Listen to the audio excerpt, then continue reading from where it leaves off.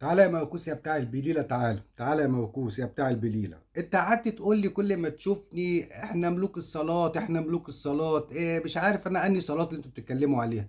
ملوك الصلاة فازوا في السعودية على بنفيكا البرتغالي بطل اوروبا، ووصلوا للدور قبل النهائي في كأس العالم للأندية. هم دول ملوك الصلاة.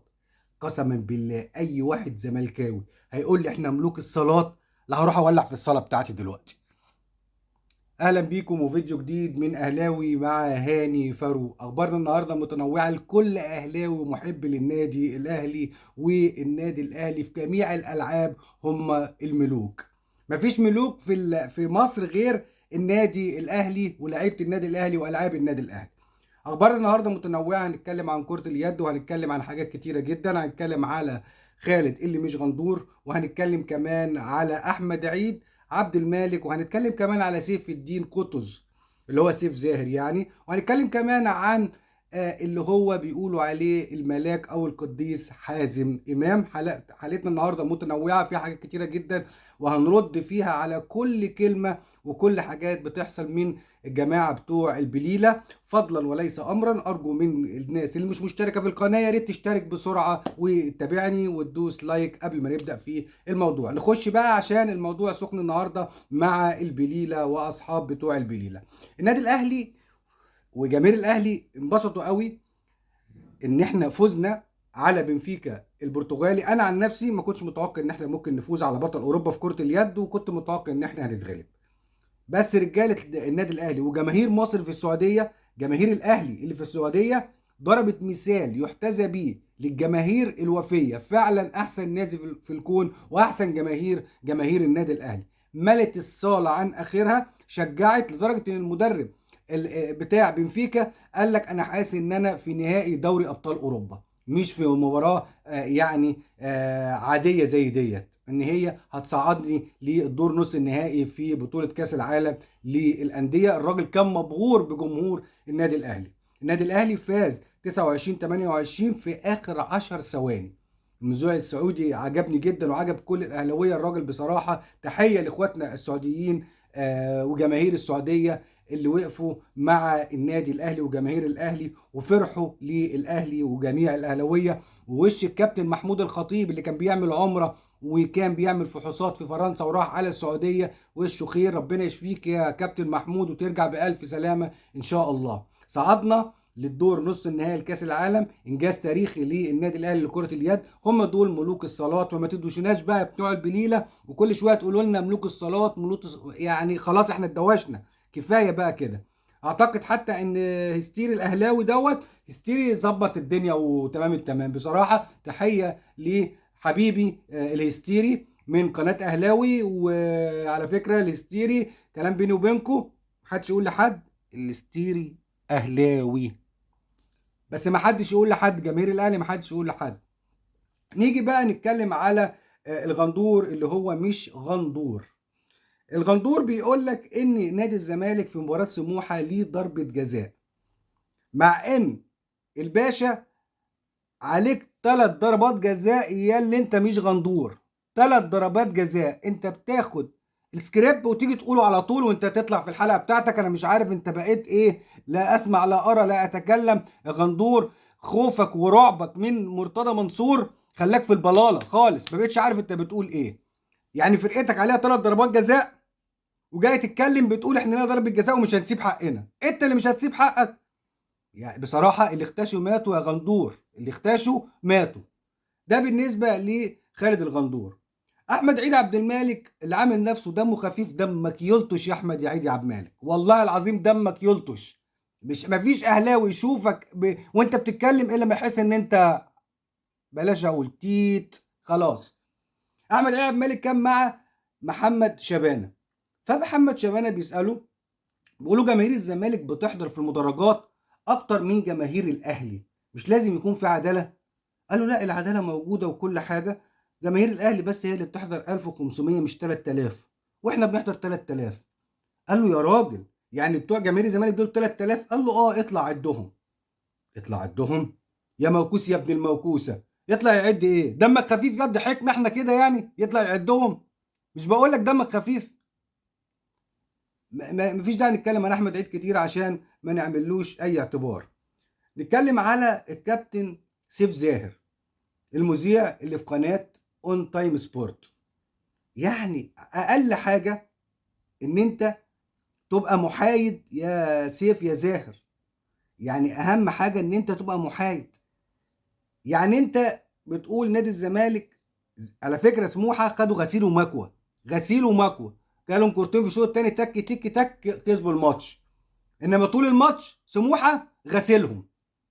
فلقينا الكابتن سيف زاهر بيقول لك ايه، هو الزمالك ما لحقش في الشوط الاول، بس المهم المكسب مش المهم الاداء. والله والله ده انت سيف مكسور. سيف ايه انت؟ يا انت خليت فيها سيوف خالص. يا عم سيف، مش انت اللي كنت بتتكلم على موسيماني لما كان بيكسب وبتقول الاهلي مفيش اداء؟ دلوقتي بتقول المهم الاداء. والله العظيم مرتضى منصور فعله يعني بيعمل البدع معاكم، راعبكم مرتضى منصور، راعبكم مخليكم ماشيين على المسطره. نيجي بقى للكابتن حازم امام. وما ادراك ما الكابتن حازم امام القديس ده. والله العظيم انا كنت بحترم حازم دوت قبل ما يمسك مناصب والكلام ده كله، يعني كنت بحترمه جامد جدا بصراحه. انما للاسف حازم امام خلاها بطيخ، انت خليتها خلي يا حازم. الاستاذ حازم امام حاضر في الاستوديو التحليلي بتاع ماتش الزمالك وسموحه. كابتن احمد شناوي الخبير التحكيمي فبيحلل كوره لصالح سموحه، فبيقول ان الكوره جت في ايد احمد عبد الغني. يعني احمد عبد الغني عامل ايد كده ورافع ايده التانيه كده اهو، رافعها كده اهو. فبيقولوا دي ضربه جزاء، يعني الكابتن احمد شناوي بيقول لك ضربه جزاء. ليه وليه بقى الكابتن حازم امام حامي الحمى، يعني حامي الزمالك بقى طبعا، ما انتوا عارفين يعني كابتن حازم. فكابتن حازم يقول لا لا يا كابتن، ده ايديه ما طلعتش بره جسمه، ده ايديه ما طلعتش. كابتن احمد الشناوي يجي له شمال يجي له يمين وهو برضه مصمم، يجي له يمين يجي له شمال برضه مصمم حازم امام. يا عم حازم، يا عم حازم، ضربة جزاء مش كده. انت هتبدأوها من اولها، من اولها يعني. هتبتدي ان انت تتحيز للزمالك؟ ما كفايه السنه اللي فاتت واللي قبلها وكل اللي بيحصل والبلاوي اللي بتحصل. ريحتكوا فاحت يا حازم يا امام. يعني انت يا حازم يا امام ربنا سترها معاك في موضوع محمد ناجي جده، اما كنت هتتحبس وزورت عقده. انت ما زلت لسه حازم امام لسه. يعني خلي عندك شويه عداله يا حازم يا امام، خلي عندك انصاف.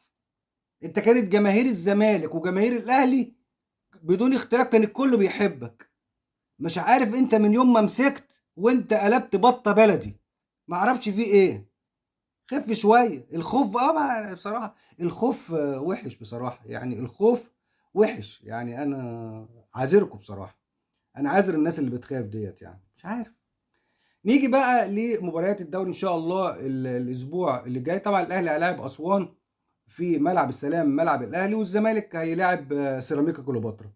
طبعا دي اخر مباراة بالنسبة للاهلي او للزمالك قبل ما يسافروا الى دولة الامارات عشان مباراة السوبر يوم 28 الشهر ده. ان شاء الله ان شاء الله ان شاء الله الاهلي اللي طلع فيه السنتين اللي فاتوا من تعريض في تحكيم وفار، ها، هيطلعوا فيكم هناك في الامارات. احساسي بقى كده الاهلي هينزل مغلول، ها.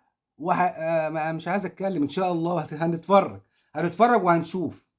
كل طلع السنتين اللي فاتوا من تحيز وفار واتحاد كوره وتحكيم، وكل ماتش ضربة جزاء، وكل ماتش مش عارف ايه. ده انتوا خليتوها خلي خالص. ده كان انتوا فاكرين انتوا واخدين دوري كده؟ ها، واخدين دوري كده حلال يعني اللي فات واللي قبليه؟ ما احنا عارفين الليله واللي فيها، ما عارفين ان في توجيه. كل عارف ان في توجيه ان الزمالك يفوز بايه؟